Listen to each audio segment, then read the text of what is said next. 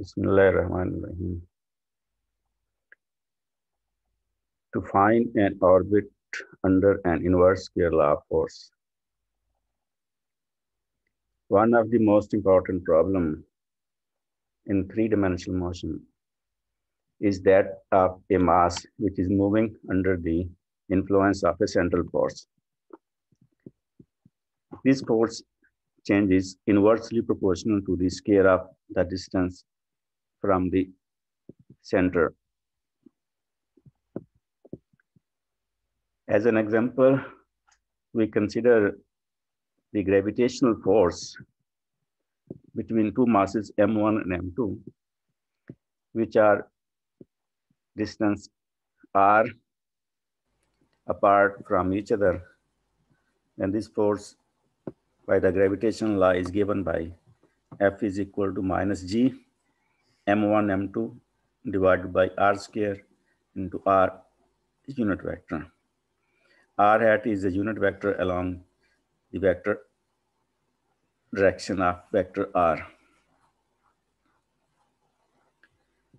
If we consider the mass m1 is heavier than the mass m2, then we can see that the mass m1 will be at rest, whereas the mass m2 will be attracted by the mass m1 through the force, gravitational force F. Let the gravitational constant G and the mass m1 is equal to another constant mu, and the mass m2 is equal to mass m. Then force F can be written as minus mu m over r square into r, or minus k over r square into r, where mu m is taken equal to another constant k. So the gravitational force F can be written equal to k by r square into r unit vector. Now we have to find the orbit or path of the particle moving under the influence of this central force. We know that the equation of motion for a particle moving under the influence of a central force is given by theta is equal to r naught to r L dr mr square 2 by m e minus L square mr square minus v of r whole under root plus theta naught. ये हमने पहले drive की थी, और theta minus theta naught is equal to this. In this equation, we want to put the value of the potential energy V of R. So we find the value of the V of R. For this purpose, we use the force which depends upon the inverse square of the distance, 1 over R square. And we know that the potential energy V of R is equal to minus the work done in minus of the integral FR dr. This is the FRdr is the work done, minus of the potential energy is the negative of the work done. So it is minus integral FRdr. तो V of R is equal to minus, और FR की value पड़ती है minus, ये K over R ये value put कर दी into D R, ये minus minus plus, तो ये K ओवर R के डी आर, K बाहर आ जाएगा उससे 1 ओवर R के, ये R की पावर -2, उसका इंटीग्रल होगा R की power -2 + 1 divided by -2 + 1. So this will become minus K over R. Now we put this value in the above equation. When theta minus theta naught is equal to R naught to R L dr R square 2me minus 2m, और ये V of R की जगह minus K over R put कर दिया, minus L square over R square. इसमें हमने क्या किया है कि जो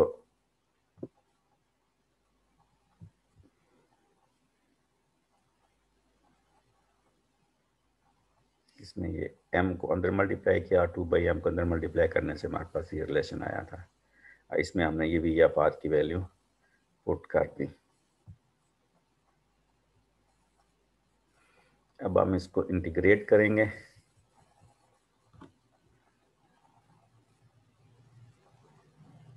इसको सिंप्लीफाई किया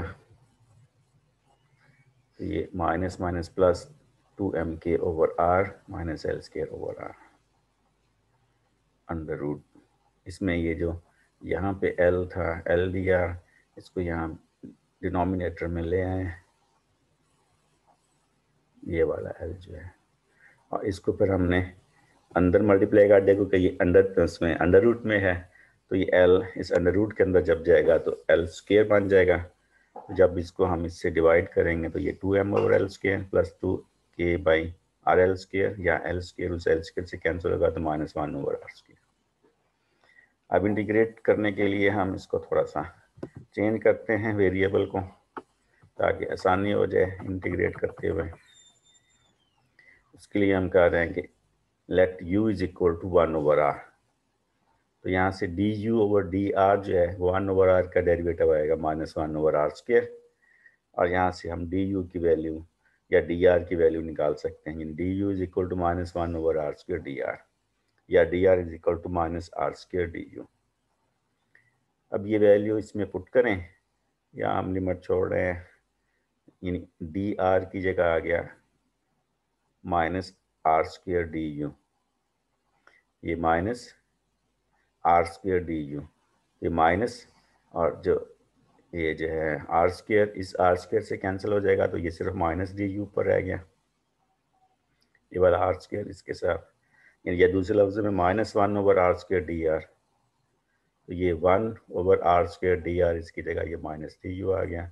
2m ओवर एल स्क्वायर वैसे ही है 2mk ओवर एल स्क्वायर, और यहाँ ये 1 ओवर r है उसकी जगह u आ गया। ये 1 ओवर r का स्क्वायर है, ये u का स्क्वायर हो गया, तो यू का स्क्वायर 1 ओवर r स्क्वायर है, u 1 ओवर r है तो u का square 1 over r square, and this is equal to theta minus theta naught. अब ये जो लेफ्ट साइड पे है, ये इसको हम इस फॉर्म में लिख सकते हैं, u को x से रिप्लेस कर दें तो यानी dx divided by a plus 2bx minus C X square, and this is equal to minus of the 1 over under root c cos inverse cx minus b over b square plus ac। ये एक standard integral है कि ये अगर integral होगा तो इसका ये आंसर आएगा। तो हम इन दोनों को इंटीग्रल्स को अगर हम कंपेयर करें, इसमें यानी ये x को अगर हम u के इक्वल रख लेंगे, u is equal to X, तो ये माइनस साइन को बाहर ले जाएं तो dx ये बन गया, ये जो है 2me ओवर एल स्क्वायर, इसको हम a के इक्वल ले लें, और ये 2mk ओवर एल स्क्वायर इसको b के इक्वल ले रहे हैं, और u की जगह x आ गया और इस u की जगह भी x आ गया, और यहाँ पे जो यहाँ 1 है वो हम c रख रहे हैं, c is equal to X. तो फिर हमारा ये जो रिलेशन है वो माइनस के साथ ये आ जाएगा integral dx a plus 2bx minus C X के। दिस मीन कि इसका मतलब होगा -1 ओवर c का अंडर रूट, c यहाँ 1 है, cos inverse C X minus B over B square plus A C का अंडर रूट। तो अब इस इंटीग्रल का जो आंसर निकलेगा वो ये माइनस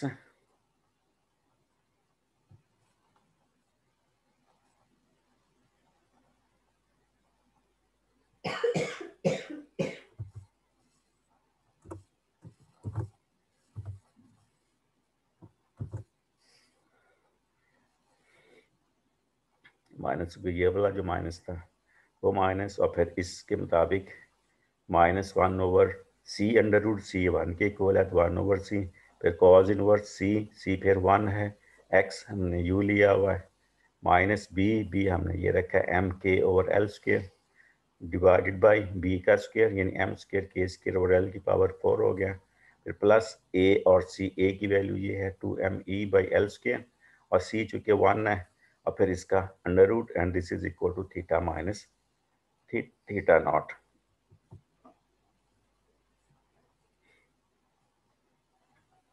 अब ये माइनस माइनस प्लस हो गया, और ये 1 ओवर अंडर रूट 1 ही है, तो हमारे पास सिर्फ ये रह गया cos इनवर्स दिस। अब कॉज दोनों साइड से कॉज से मल्टीप्लाई करेंगे तो हमारे पास यहाँ से ये कॉज इनवर्स ख़त्म हो जाएगा, ये पूरे का पूरा। बाकी ये ब्रैकेट वाली term equal to cos theta minus theta naught. अब फिर हम ये जो डिनोमिनेटर वाली टर्म है इसको इधर मल्टीप्लाई कर देंगे तो हमारे पास ये बनेगा कि u minus M K over L square, and this is equal to ये अंडर रूट वाली term M square K square by L की power 4 plus 2m over L square under root multiplied by cos of theta minus theta naught, ये हमारे पास आ जाएगा।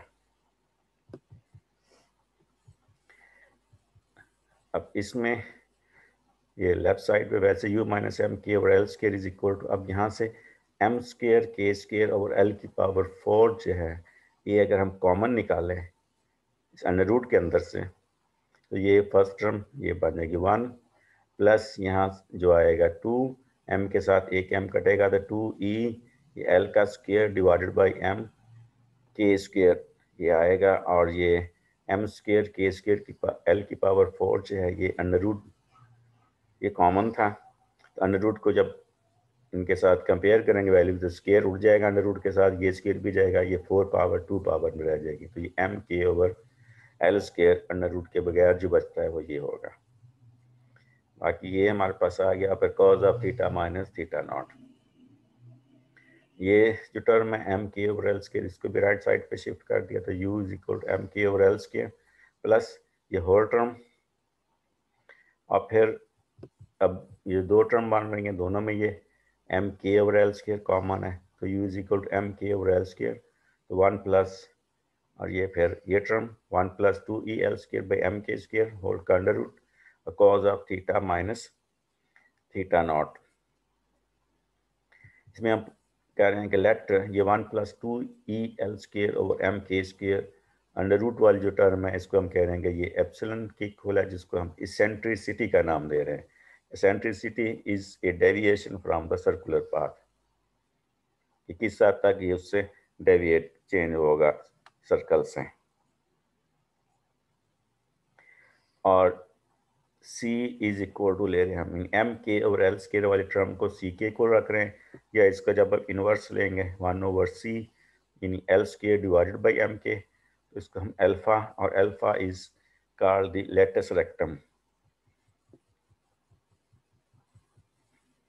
तो ये values इस term की जगह एप्सिलॉन और ये M K over L square की जगह c पुट करेंगे तो हमारे पास जो रिलेशन बनेगा कि u इज इक्वल टू ये है c इंटू 1 प्लस इस टर्म की जगह हमने ले लिया epsilon cos theta minus theta naught, यानी u is equal to c into 1 plus epsilon cos theta minus theta naught, c into 1 plus epsilon cos theta minus theta naught. Since u is equal to 1 over r तो u की जगह 1 over r put, तो 1 over r is equal to c into 1 plus epsilon cos theta minus theta naught, और इसको अगर आप invert करेंगे इस इक्वेशन को उल्टाएंगे तो r इज इक्वल टू आज बन जाएगा 1 ओवर c, और ये 1 over 1 plus epsilon cos theta minus theta naught, and this is equal to ये 1 ओवर c को हमने अल्फा की इक्वल लिया है 1 c अल्फा, तो alpha over 1 plus epsilon cos theta minus theta not बन गया। This equation is known as general conic section. Conic section है ये पैराबोला भी हो सकता है, हाइपरबोला, एलिप्स या सर्कल भी हो सकता है। इन जनरल इसको कॉनिक सेक्शन कहा जाता है। In this conic section, the epsilon is known as the eccentricity of this conic section, and this is eccentricity on the basis of which we can define this conic section represent whether a circle or a hyperbola or an ellipse, etc., etc. It follows that orbit of the particle moving under the influence of a central force is always a conic section with the eccentricity which is given by 1 plus 2 EL square over MK square under root.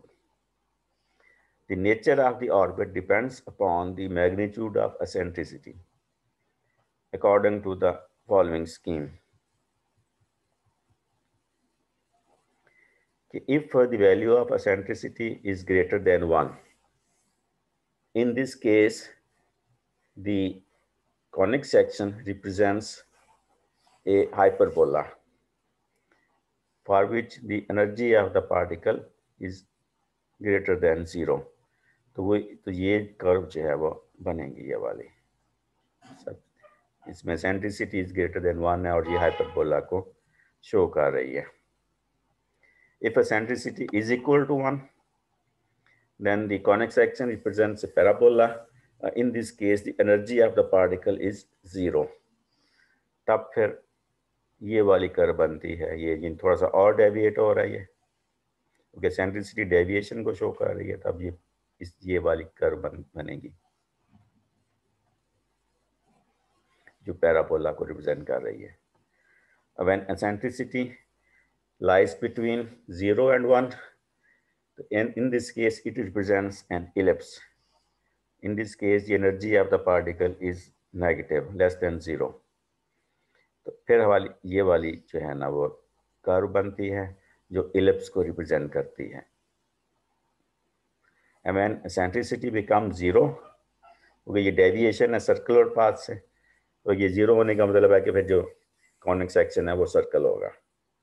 In this case यहाँ से हम eccentricity को 0 put करें तो E की value निकालेंगे तो ये निकलती है -mk²/2l².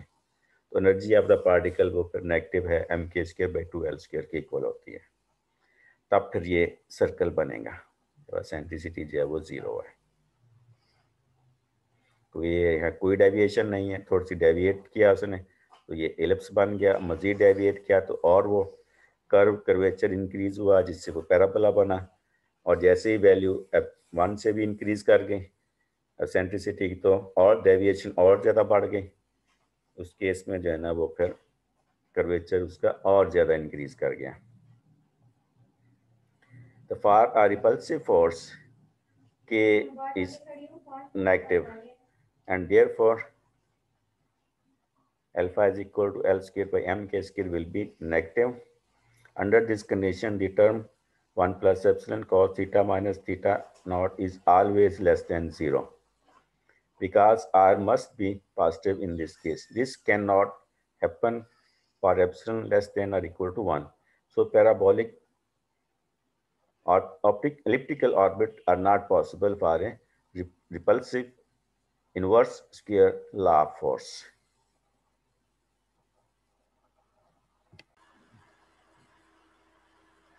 Kepler's laws. Early in the 17th century, before Newton's discovery of laws of motion, Kepler, on the basis of his deep study and accurate observation of the motion of the planets, announced 3 laws, which clearly describe the motion of planets around the sun. First law is called the law of orbit, which states the planets move in elliptical orbits with the sun lying at one of the focus. जो ellipse है, planets ellipse बनाते हुए move करते हैं और ellipse के 2 focus होते हैं, तो सन जो है वो एक फोकस पर होगा. The planets move in an elliptical orbit with the sun at one focus. Law of area. The radius vector drawn from the sun to the planet describes or sweeps out equal areas in equal intervals of time. In other words, aerial velocity is constant.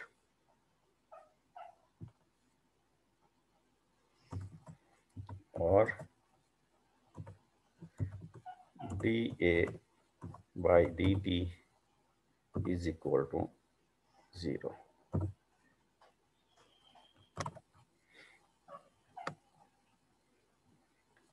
कि जब third है law of periods, the square of time period of revolution of planet around the sun is proportional to the cube of semi-major axis of its orbit, that is, t square is proportional to cube of a, where t is the time period और a जो है वो ellipse का semi major axis है.